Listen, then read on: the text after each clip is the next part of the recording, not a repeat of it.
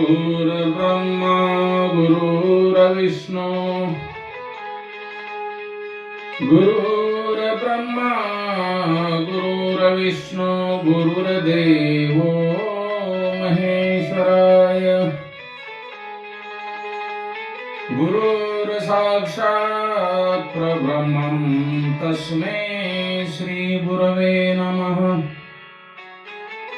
गुरुर्साक्षात् परब्रह्मं तस्मै श्री गुरवे नमः। ओम नमो भगवते वासुदेवाय कृष्णं वंदे जगद्गुरुम्। ओम नमो भगवते वासुदेवाय कृष्णं वंदे जगद्गुरुम्।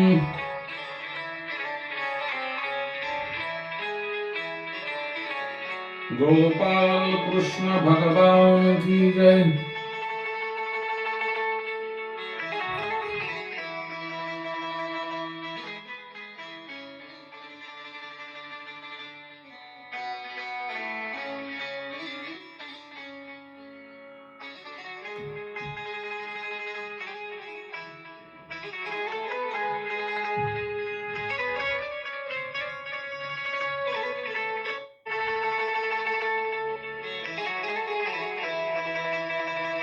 स्कंद 10वा।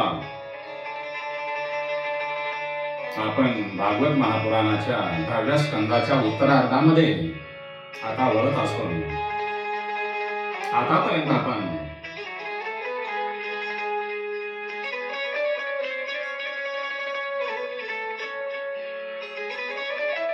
बाल रूपातील श्रीकृष्णांच्या ज्या काही वृंदावनामध्ये गोकुळामध्ये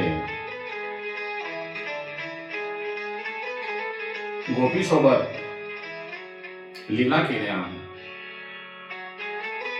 या परमात्म्याच्या चरित्रावर प्रकाश टाकला।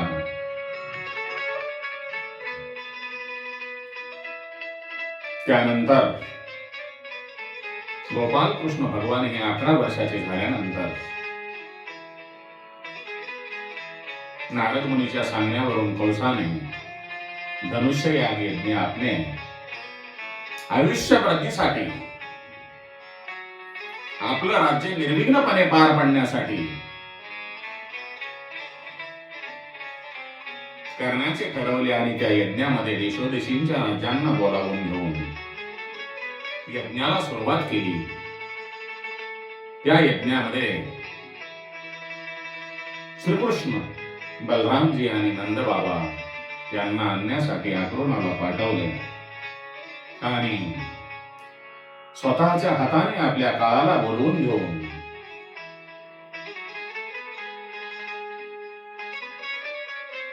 कृष्णाच्या हाताने कंस मारला गेला।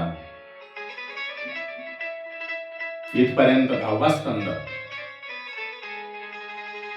पूर्वार्ध संपलेला असून 10व्या स्कंदाचा उत्तरार्ध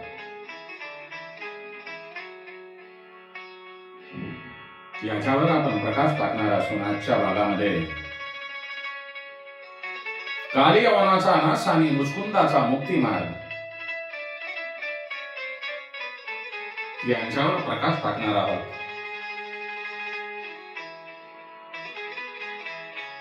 उद्धव गमनानंतर सुखदेव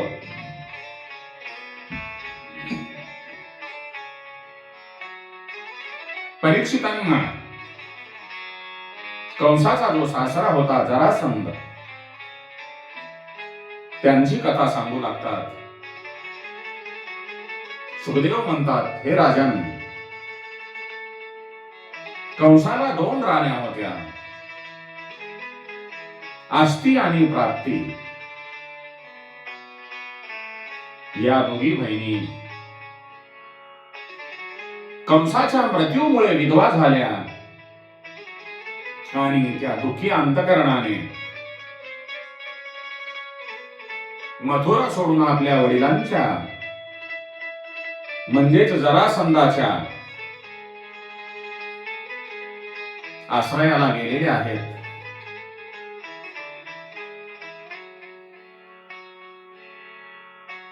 आपल्या मुलींच्या पतीला मारून आपल्या मुलींना विधवा करणाऱ्या श्रीकृष्णाचा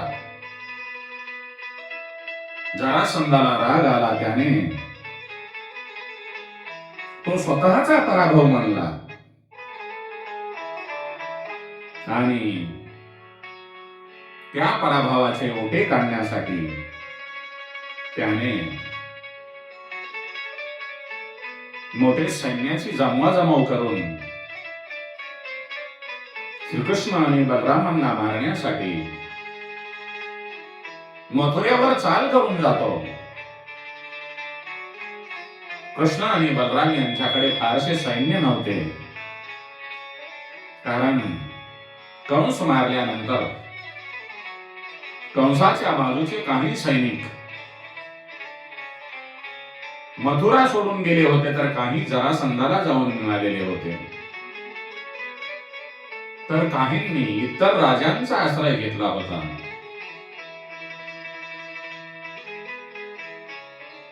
कृष्णांनी आपल्या मोजक्या सैन्यासह जरासंधाचा प्रतिकार करून जरासंधाचे सैन्य मारले गेले. त्यामध्ये जरासंधाचा पराभव झाला आणि हताश आणि निराश झालेला जरासंध बलरामाच्या हाती लागला. बलराम जरासंधाचा शिरछेद करणार, तेव्हा श्रीकृष्णांनी बलरामांना सांगितले, हे ताऊ,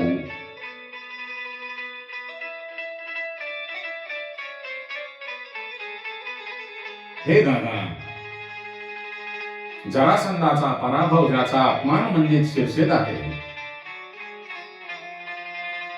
जरासंधाचा पराभव झाल्यामुळे त्याला आता लोकांमध्ये ताठमानेने मिरवता येणार नाही.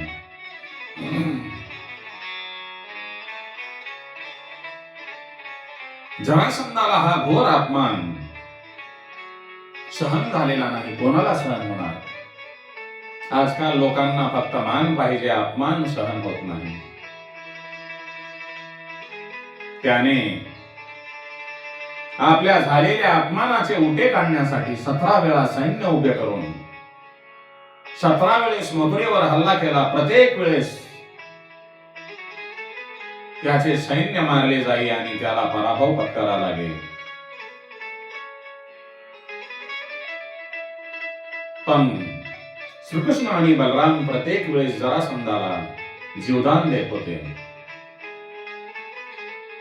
प्रत्येक युद्धामध्ये श्रीकृष्ण सुदर्शन चक्र, धनुष्यबाण आणि बलरामाने नांगर मुसळ या शस्त्रांचा वापर करून जरासंधाचा 17 वेळेस पराभव केलेला आहे.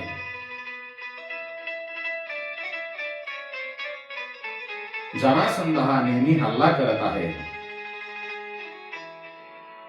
या हल्ल्यापासून यादवांचे संरक्षण व्हावे म्हणून दोघा भावांनी मिळून रामकृष्णांनी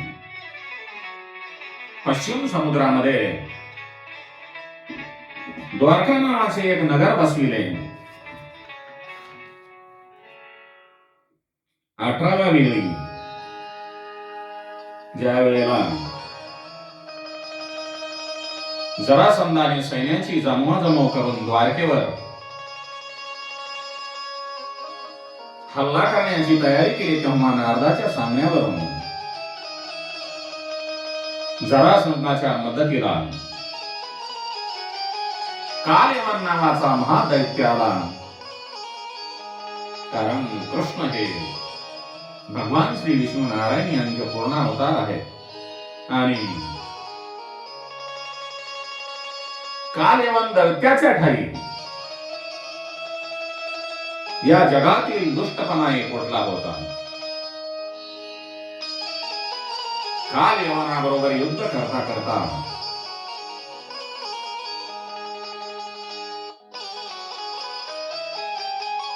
कृष्ण त्यांना मारणार, काल यवनाचा नाश व्हावा, हाच नारदांचा हेतू होता. जरासंधाच्या मदतीला कालयवन आलेला आहे हे पाहून श्रीकृष्णांनी द्वारकेची जबाबदारी बलरामावर सोपवली आणि तो स्वतः निशस्त्र होऊन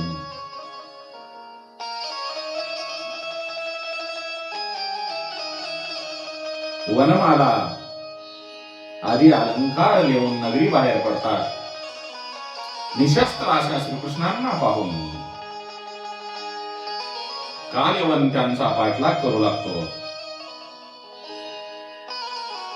श्रीकृष्ण कालयवनाला झुलवीत झुलवीत आणि हुलकावण्या देत एका मोठ्या गुहेमध्ये शिरतात. त्या गुहेमध्ये एक निद्रिस्त योद्धा होता. कृष्णांनी आपला शेला हळूच त्या निद्रिस्त योद्ध्याच्या अंगावर पांघरवला, टाकला. श्रीकृष्णांचा पाठलाग करणारा कालयवनही त्या अंधाऱ्या गुहेमध्ये शिरतो.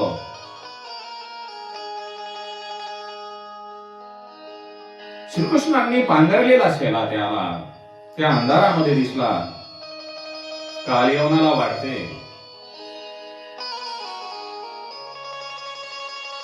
हा सेना म्हणून श्रीकृष्णच येथे झोपला आहे. त्याने त्या शेल्यावर लाथ मारली आणि कालयवनाने त्या झोपलेल्या योद्ध्यावर लाथ मारल्यामुळे तो निद्रिस्त योगा जागा झाला. तो निद्रिस्त योगा जागा झाल्यानंतर वृद्ध आणि तेजस्वी अशा त्या योद्ध्याने आवाजाच्या दिशेने पाहिले. त्याच्या समोर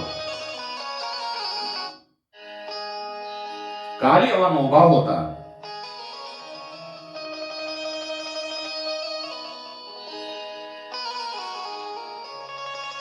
त्या वृद्धाची नजर, त्या निद्रिस्त योद्ध्या वृद्धाची नजर कालयवनावर पडल्याबरोबर कालयवन जळून भस्म झाला आणि अंधारामध्ये लपून बसलेले परमात्मा श्रीकृष्ण चतुर्भुज नारायण रूपात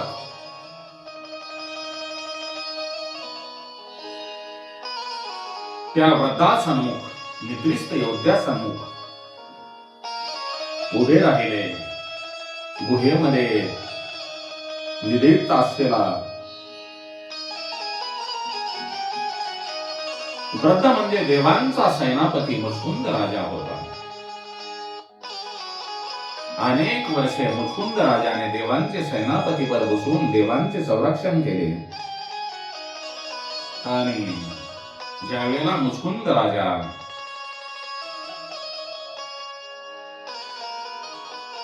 मला आता पृथ्वी तलावर जायचे आहे असे सांगतो, त्यावेळेला बरेच युग निघून गेलेले होते. मग इंद्र चिंतेमध्ये पडतो. आता राजा जर खाली गेला तर यांची मुले बाळे, पत्नी, राण्या कोठे आहेत यांचा पत्ता लागणार नाही.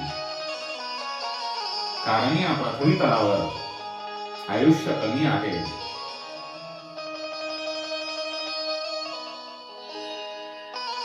इंद्राने मुचकुंद राजांना आता तुमचे पृथ्वी तलावर कोणीही नाही, कारण बऱ्याच वर्ष झालेली आहेत.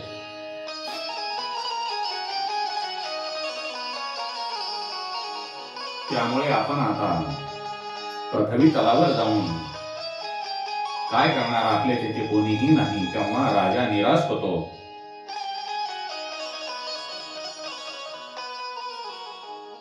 आणि इंद्रांना म्हणतो, हे राजन,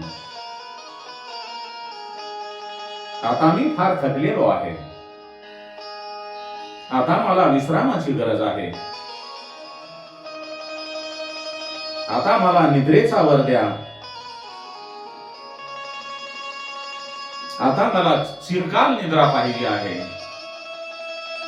आणि जो कोणी माझ्या निद्रेचा भंग करेल त्याच्यावर माझी दृष्टी पडताच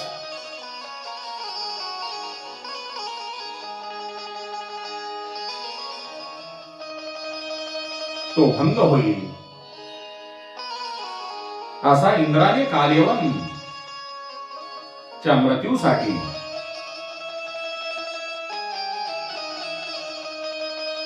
मुचकुंद राजाला वर दिलेला असतो. तो वर कालयवन भंग करतो. मुचकुंद राजाची निद्रा कालयवन मोडतो आणि जळून भस्म होतो.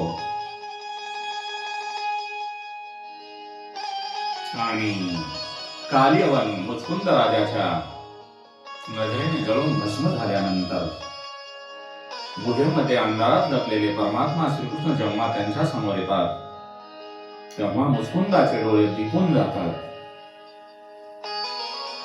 पण तो भगवान श्री हरिनारायणांच्या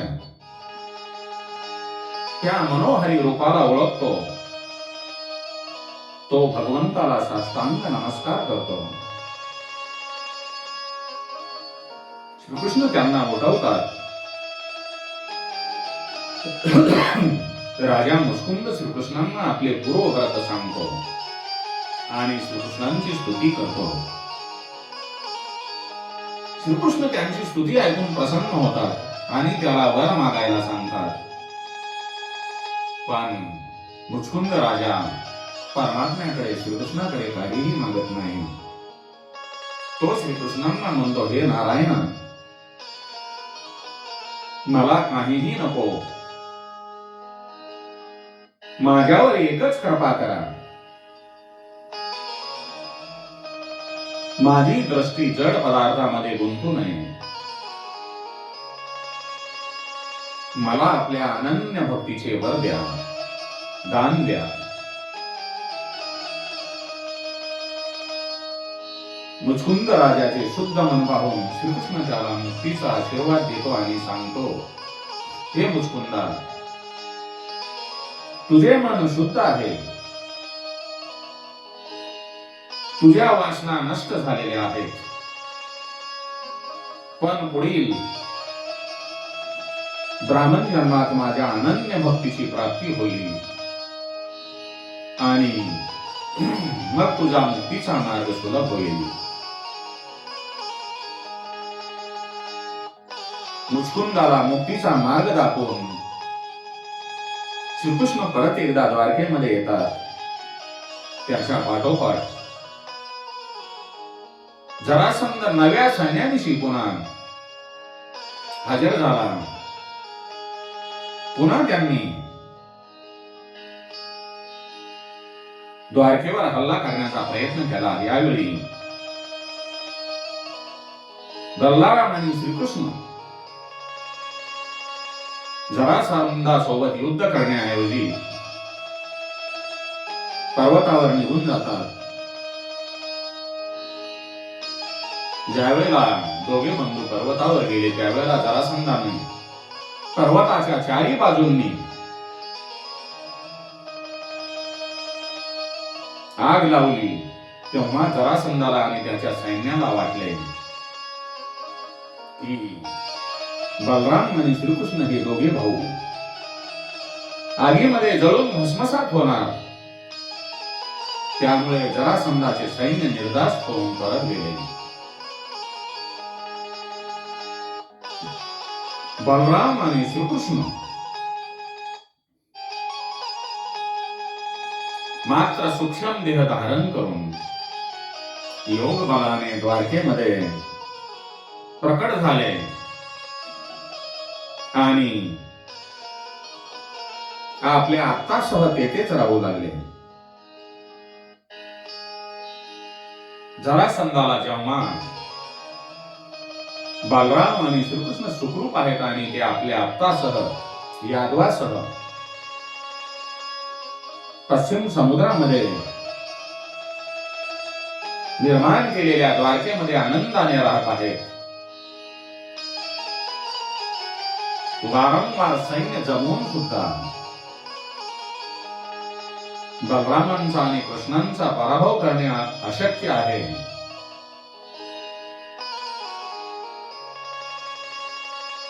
हे त्याला जेव्हा समजले त्याने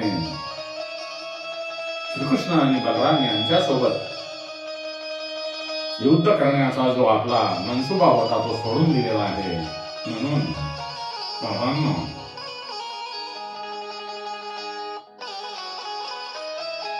भगवंताच्या चरणी फक्त लीन होणे महत्वाचे आहे. याशिवाय दुसरा कुठलाही पर्याय आपल्या समोर नाही. आपण 10व्या स्कंदाचा जो पूर्वार्ध पाहिला आणि आता उत्तरार्धामध्ये प्रवेश केलेला आहे. भागवत महापुराणाचा 10वा स्कंद म्हणजे भागवताचे हृदय आहे. तो 10वा स्कंद स्वतः भगवान श्रीकृष्ण सुखदेवाच्या रूपाने राजा परीक्षिताला सांगत आहे. म्हणून आपण भगवान श्रीकृष्णांचे 2 मिनिट भजन करू.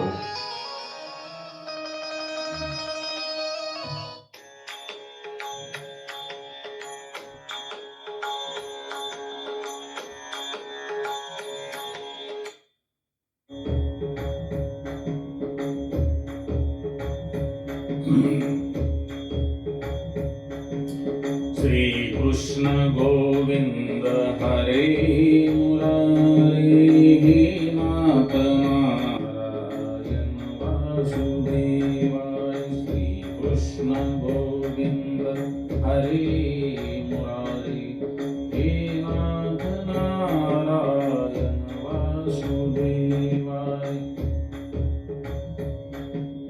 राधारमण हरि गोविंद, राधा कृष्ण हरि गोविंद, राधारमण हरि गोविंद, राधा कृष्ण हरि गोविंद, राधारमण हरि गोविंद, राधा कृष्ण हरि गोविंद, राधा कृष्ण हरि गोविंद, राधा कृष्ण हरि गोविंद. हरे राम राम राम हरे हरे, हरे कृष्ण कृष्ण कृष्ण हरे हरे, हरे राम राम राम हरे हरे, हरे कृष्ण कृष्ण कृष्ण हरे हरे, हरे राम राम राम हरे हरे.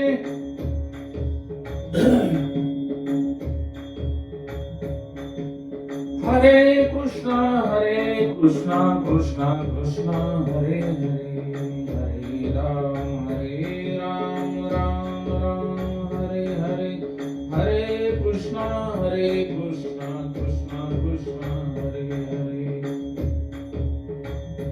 गोपाल कृष्ण भगवान की जय. मदन मोहन कृष्ण भगवान